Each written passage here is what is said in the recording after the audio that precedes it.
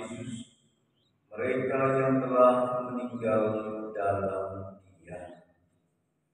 Dan seperti Adam semua orang mati, demikian juga dalam Kristus semua orang akan dihidupkan. Bapak Ibu, saudara-saudari yang terkasih, kelahiran dan kematian merupakan dua realita yang dialami oleh seluruh manusia. Pada hari ini kita bersyukur kepada Tuhan atas ulang tahun kelahiran Pastor Markus Manurung 55 tahun yang lalu dia lahir ke dunia ini. Dan hari ini juga kita mohon kerahiman Tuhan atas Paus kita, Paus Benedictus ke-6 yang telah dipanggil Tuhan 31 Desember yang lalu. Semoga mari kita merendahkan diri di hadapan Tuhan agar kita pantas merayakan Ekaristi Kudus ini. Tuhan Yesus Kristus, Engkau mengalami kematian sebagai manusia, tetapi dibangkitkan oleh kekuasaan Bapa dalam Roh Kudus. Tuhan kasihanilah kami. Tuhan kasihanilah kami. Engkaulah kebangkitan dan kehidupan. Barang siapa percaya kepadamu akan memperoleh kehidupan kekal. Kristus kasihanilah kami. Kristus kasihanilah kami. Engkau akan datang dengan mulia untuk mempersatukan kami semua dalam kerajaan surga. Tuhan kasihanilah kami. Tuhan kasihanilah kami. Marilah kita berdoa.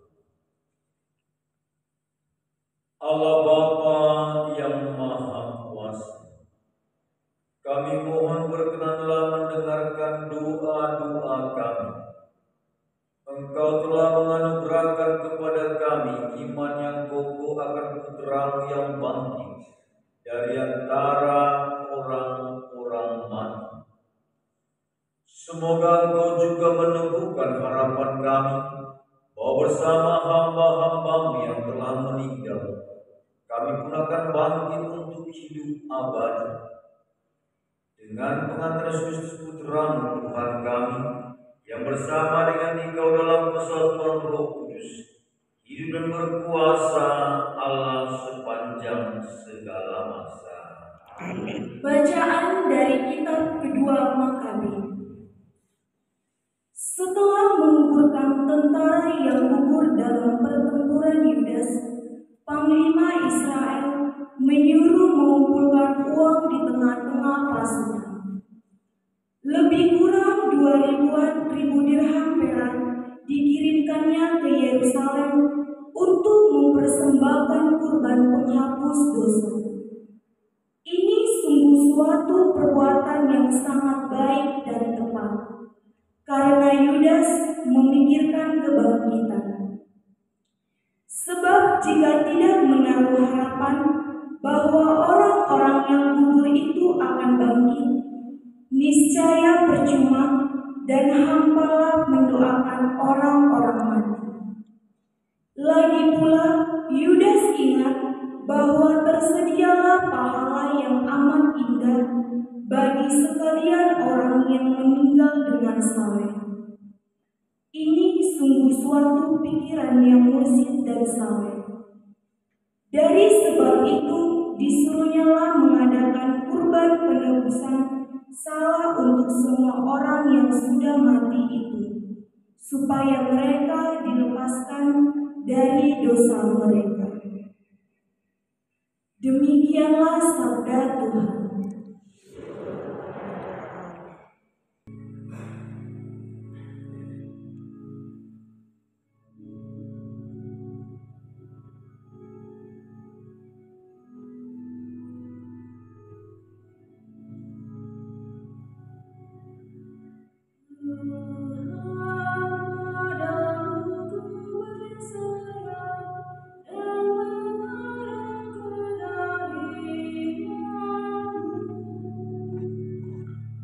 Tuhan, kepadamu ku berserah dan mengharap kerahimanmu. Dari suram yang dalam aku berseru kepadamu ya Tuhan. Tuhan, dengarkanlah suaraku. Biarlah telingamu menaruh perhatian kepada suara permohonanku. Tuhan, padamu ku berserah dan mengharap kerahimanmu. Jika engkau mengingat-ingat kesalahan ya Tuhan, siapakah yang dapat tahan? Tetapi padamu ada pengampunan, maka orang-orang kepadamu. Tuhan, padamu ku berserah dan mengharap kerahimanmu. Aku menanti-nantikan Tuhan, jiwaku menanti-nanti, dan aku mengharapkan firman-Nya. Jiwaku mengharapkan Tuhan, lebih daripada mengharapkan bayi.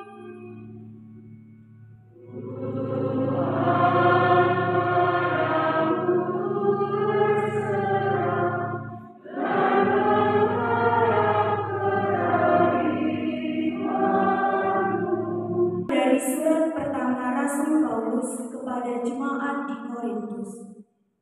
Saudara-saudara, Kristus telah dibangkitkan dari antara orang mati sebagai yang sulung dari orang-orang yang telah meninggal. Sebab sama seperti maut datang karena satu orang manusia, demikian juga kebangkitan orang mati datang karena satu orang manusia.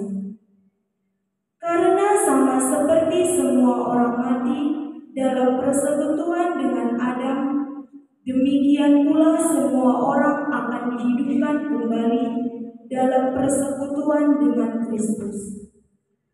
Tetapi tiap-tiap orang menurut urutannya, Kristus sebagai buah sulung. Sesudah itu, mereka yang menjadi miliknya pada waktu kedatangannya. Kemudian tibalah kesudahan, yaitu bila mana Kristus menyerahkan kerajaan kepada Allah Bapa.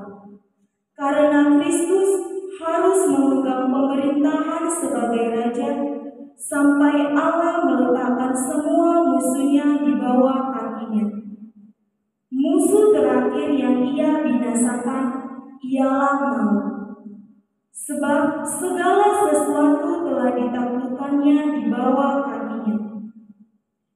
Tetapi kalau dikatakan bahwa segala sesuatu telah ditaklukkan, sudah barang tentu Allah sendiri, yang telah menaklukkan segala sesuatu di bawah Kristus, tidak termasuk di dalamnya.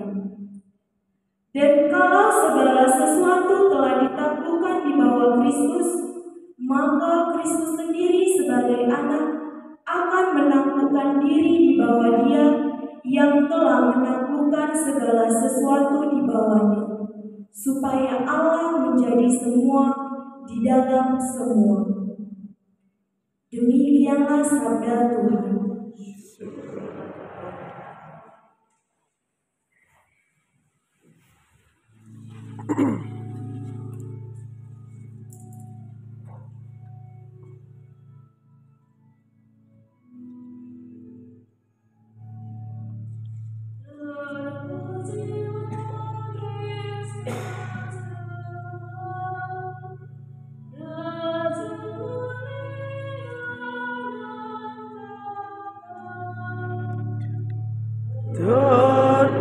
Terpujilah Kristus Tuhan, Raja mulia dan kekal.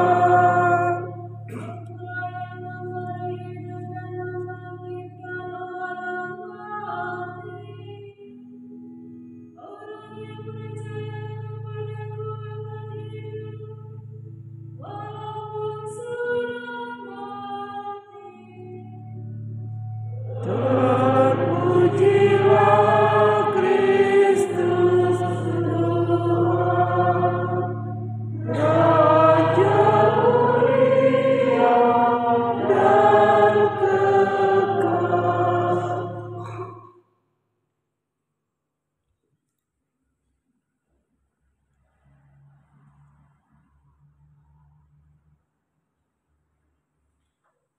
Tuhan bersama.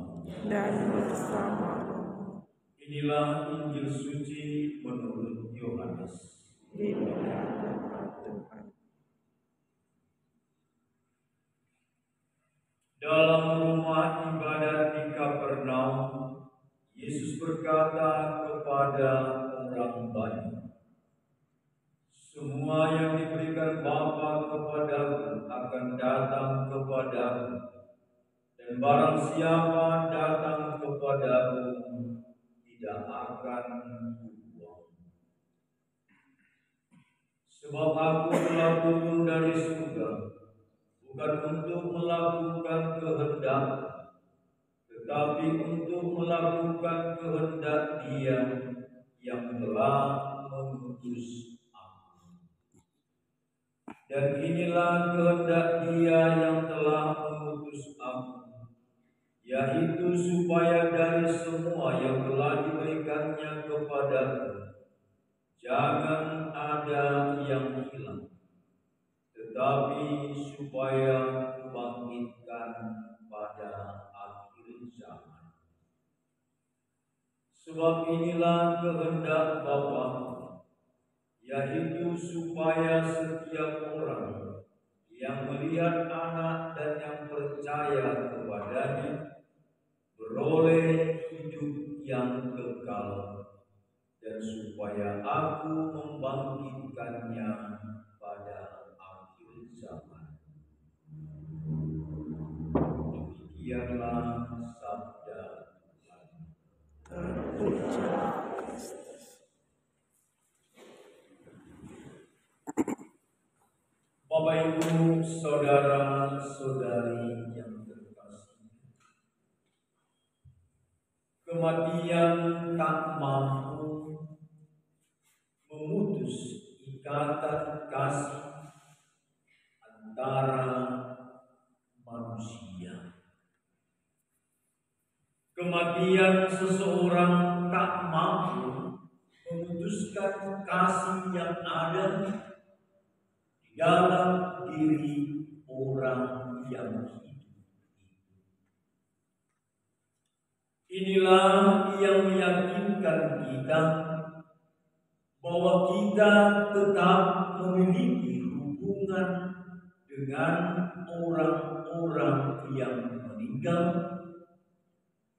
dan dalam cinta itu kita mendoakan mereka karena juga keyakinan iman kita akan api penyucian.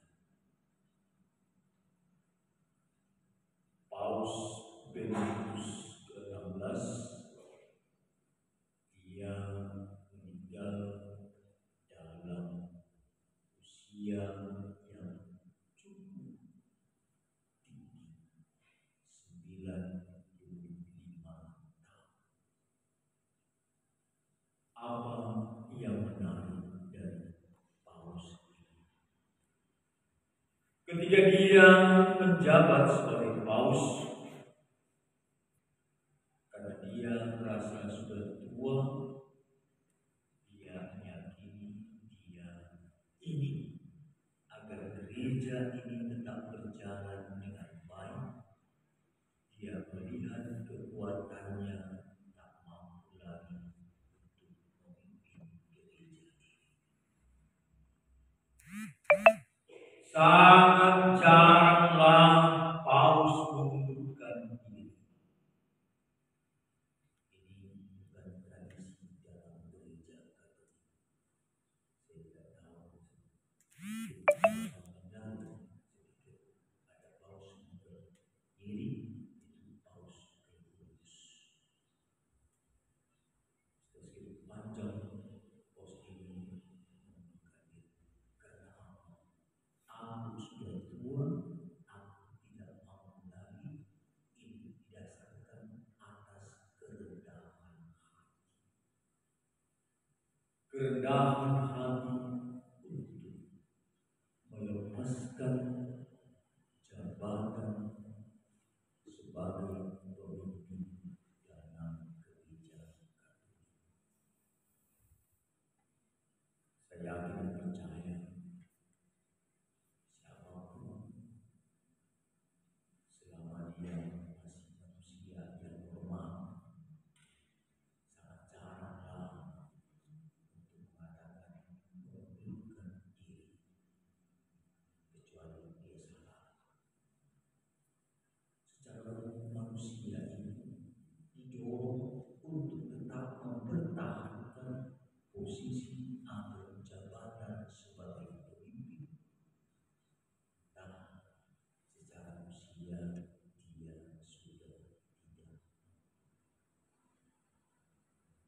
Kesederhanaan kerendahan hatian Paus Benediktus ini mendorong dia, mengarahkan dia untuk dengan sukacita menegakkan jabatan sebagai pemimpin. Tuhan bersama dan bersama saudara-saudara sekalian, orang-orang yang kita doakan, dibimbing dan diberkati oleh Allah yang Maha Kuasa, Bapa, Putra, dan Roh Kudus. Amin. Saudara-saudari, pergilah dalam damai sambil